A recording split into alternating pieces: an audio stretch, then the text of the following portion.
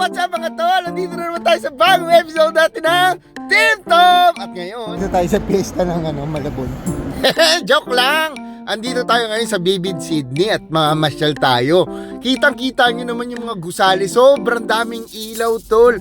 At talagang dinarayo to ng mga tao kasi nga, ginagastusan to ng gobyerno. Ay, sobrang dami din palang street performer dito.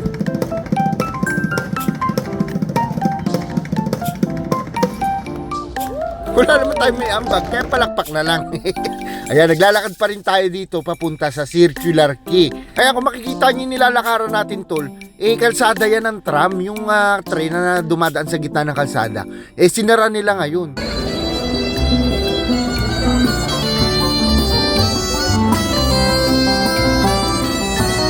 Hindi ka talaga mapapagod dito kalalakad kasi ang dami mong makikita mga attraction. Habang lumalapit ka tayo sa Circular Quay, gumaganda na yung mga gusali at nagkakaroon na ng sandamakmak na ilaw. Pero, syempre, hindi dyan yung target natin. Hindi tayo pwede magpa-delay kasi marami tayong pwedeng pasyalan doon malapit sa Opera House. Kaya nakadagdag din siguro yung pagka-busy dito kasi public holiday ngayon, birthday ng hari. Kaya napakaraming tao dito sinasamantala nila kasi Lunes wala rin silang pasok. Ayan, kita nyo, maraming mga iba-ibang mga attraction na pwede mong puntahan dito. At iba-iba yung ganap sa bawat lugar. Kaya hindi ka maiinip. Tinan mo si Tita Carol, libang na libang. Tsaka nakakadagdag din siguro sa pagkaaliw yung mga street performer na kung saan-saan mo nadadaanan dito. At habang papunta ka sa location mo, maraming nakakalibang na mga bagay na pwede mo makita. Kagaya na itong papakita natin, tol. Ito naman, iba naman ang atake nito sa pag-perform niya. Dito kanya-kanyang pasikat para kumita ka.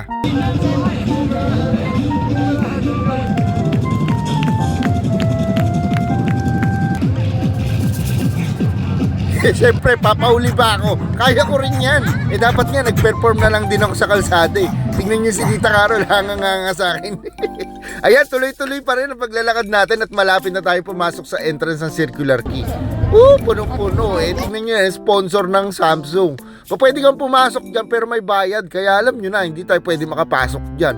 Kaya enjoy na lang natin mula sa labas. Mukha naman mga ilaw talaga na talagang ginastusan. Kita nyo naman, para lang sa Vivid ginawa nila yan. Pati yan yung Contemporary Arts Museum, nilagyan nila ng projector lights sa kaya mga parang mga unidentified flying object. Ay tol, syempre meron nga palang Pilipino pre dito. May mga tinda sila mga iba-ibang mga nakasanayan natin pagkain sa Pilipinas. Ayun, mga street foods. Kaya nauwi kami dito sa abo na halal snack. Kasi sobrang daming pila karamihan mga Pinoy. Kaya dito na lang kami pumila. Ganito pinakamaiksi. Parang pila kay Diwata Paris Overlook. Kaya ito, tiyagain na lang natin. Halos 45 minutes kaming nakakuha ng pagkain dito. Sobrang daming pila ng tao. Lahat kasi nag-uunahan para maganda yung pwesto nila doon sa drone show mamaya. Nakakuha na tayo ng claim stub at iniintay na lang natin. Kita nyo naman kung gaano kami kagutom na itsura na. Iniintay na lang natin at mamaya makukuha na natin. Yan na pala! Sobrang beautiful! Hahanap na tayo ng pwesto kasi may mga naka-assign naman dito ng mga dining table para sa may mga baon tsaka sa mga kumakain din. Ayan, si Tita Carol na maghahanap ng makakain na natin. Whoop! May nakita na agad! Let's go! Sabi nga nila, di ba?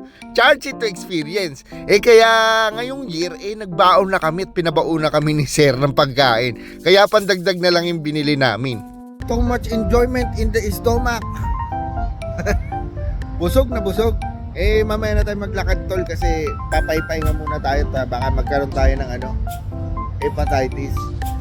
Ay, ano pangalan nun? Appendicitis. At tuloy-tuloy na naman ang paggala natin papunta doon sa may malapit sa Dalampasigan kasi malapit nang magsimula yung drone show. Akala ko nga tol, hindi natuloy. Tingnan nyo, nang hinayang ako. Yung pala totoo, meron pala talaga. Ayan ang dami nag-aabang sa may hagdan. Kasi nga malapit na mag-umpisa. 2 batch pala yan. Pangalawang batch yung ating pupuntahan. Kaya yan, sobrang ganda ng opera. So may parang projector. Ayan na, simula na tol. Sobrang beautiful.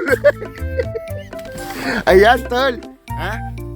Pinilisan ko na lang para mas maganda nyo makita. Tsaka kasi medyo mabagal yan. Imagine nyo yan tol, kung gaano kalaki yung ginastos nila dyan. 700 drone yan para makabuo ng isang ganyan.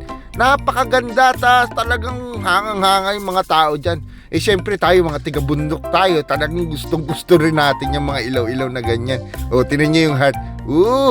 Piercing into the center. Sobrang ganda. Naging paro-paro, di ba? Ang ganda kung paano kaya nila pinrogram yan, no? Napakaganda. Eh mamaya, pag-isipan pa natin kung ano yung gagawin natin. Yan, pinaka-favorite ko yan, yung heart na yan, eh. Kaso parang hindi naman Samsung yung nag-sponsor nito kasi, di ba, yung Korean heart naman ay isang kamay lang. Ganon, di ba, Carol? Carol? Oh, yung mga heart na mga Korean. Ay, bibid, yung kanilang concept ngayon, humanity. Eh, taon-taon, nag-iiba yan ng concept. Eh, ngayon naman parang, tungkol naman sa humanity. Oh, tingnan nyo naman yung mga star na yan. Sobrang beautiful. Very pleasant in the eyes. I feel like I'm dreaming. Nakakadagdag syempre yung dami ng tao sa excitement kasi nagsisigawan yun sila pag gumaganda yung mga epektos. Ayan na, tingnan nyo kung paano gumarahi yung drone. Oh, tingnan nyo, nakapila pa rin siya, no? Matindi. Eh kung ganyan lang sana ang pila sa atin sa LRT, no? Di sana nakakasakay lahat. Ang ganda, nakita ko yung drone na yan. Napakamahal, parang tig 2,000 sa atin na dollars. Parang 70,000 isa. Imagine niyo 700 yun. Tol! Nandito na tayo sa Bibid Cruise! Nagbayad tayo ng $20. Kasi mamamasyal tayo. Kasi bihira lang naman natin ma-experience to. Eh pwede naman tayo mag-cruise sa normal na araw, pero hindi ganito kaganda yung ilaw. Ayan, tingnan nyo, sobrang beautiful niyan, tol. Kitang-kita mo yung cityscape. Dalawang view nga pala yun, yung ito, na Insta. Para makita nyo naman yung labas ng bangka. Eh, maliit lang yung bangka namin, parang 15 lang. Eh, pagkapuno naman dito, wala namang kalong-kalong. Eh, lahat naman ay makakaupo. Pero kami, pinili namin dyan sa labas kasi mas maganda yung perspective ng view. Kita nyo naman yung opera house, no? Grabe yung project na image, ano? Paano kaya nila ginawa yan? Kita nyo yung cityscape, puro ilaw, no? Majority kasi ng city, talagang lalo kung malapit sa Circular Quay, talagang ginagastosan na nakikisali sila sa Bibid. Ganda ng opera house, oh. Oh, so beautiful! My eyes! I cannot see anymore! Sobrang ganda! At ngayon lang kami nakapag-cruise dito ng gabi kasi mostly kasi dito umaga at kinakat na nila yung trip ng ng mga ferry papuntang Manly pag mga ganitong oras na kasi mataas na yung tide. Karamihan din naman ng mga kasabay namin dito turista rin dito sa bangka. Kaya talagang ramdam na ramdam mo ang enjoyment from the inside of the emotion. Sobrang ganda talaga. Ano kaya kung no? Kung ganito araw-araw, no? Parang wala naman kasing ganap na ganito sa atin. Tol, tingnan nyo. Ito yung tulay ng Harbor, Darling Harbor Bridge. Ito yung may ahambing mo sa San Francisco Golden Gate Bridge. Ito yung mga nag-uugnay sa napakaraming suburb sa norte.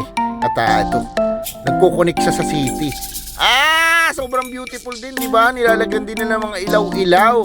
Kaya tol, sa susunod, may papakita na naman kami sa inyong mga kalakal finds. Hanggang sa susunod muli. I love you very much. Mwah, mwah, mwah, mwah. Chup, chup. Ito si Tito Tim Tom. Bye-bye.